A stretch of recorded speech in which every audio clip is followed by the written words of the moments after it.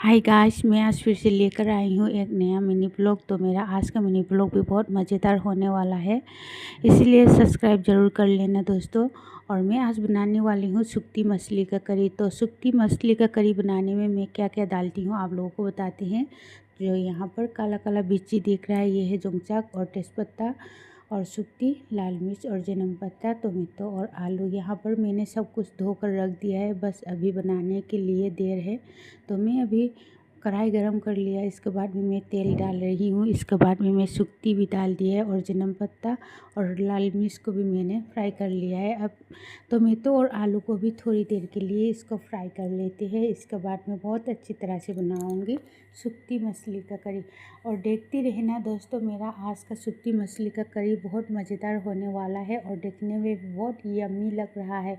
तो खाने में देखने में इतना यम्मी लग रहा है तो खाने में कैसा होगा, है ना दोस्तों, बहुत मज़ेदार होगा, है ना। तो यहाँ पर मैंने जीरा मसाला भी डाल दिया है और आलू थोड़ा थोड़ा सा पकने लगा है, लेकिन यहाँ पर मैंने सूखती नहीं डाला है। लेकिन अभी मैं डाल रही हूँ सूखती। अभी जो पानी दिया था वो थोड़ा थोड़ा सूख गया है। इसके बाद मैं अभी सूखती डाल रही हूँ, पर यह सूखती उतना बड़ा ज़्यादा नहीं है, लेकिन छोटा छोटा सूखती है। तो यहाँ पर मैंने सूखती डालने के बाद पानी भी डाल दिया है। फिर से मैं इसको बॉईल कर रही हूँ, इसी अच्छी तरह से इसको करी बना रही हूँ दोस्तों। और इसी तरह से आप लोग भी करी बनाकर खा सकते हैं और खाने में बहुत टेस्टी और यम्मी होता है।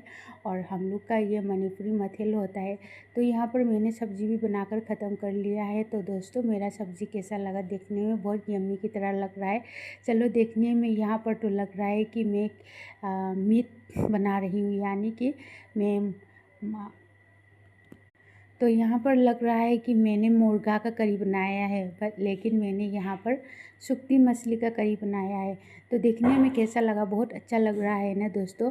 इसीलिए आप लोग भी मेरे चैनल को सब्सक्राइब ज़रूर कर लेना। मैं इसी तरह से हर रोज़ नया नया मिनी ब्लॉग लेकर आती हूँ। और ये रही मेरा आज का खाना, जो मैंने सूखती का खाना बनाया था। तो सब्सक्राइब ज़रूर कर लेना दोस्तों।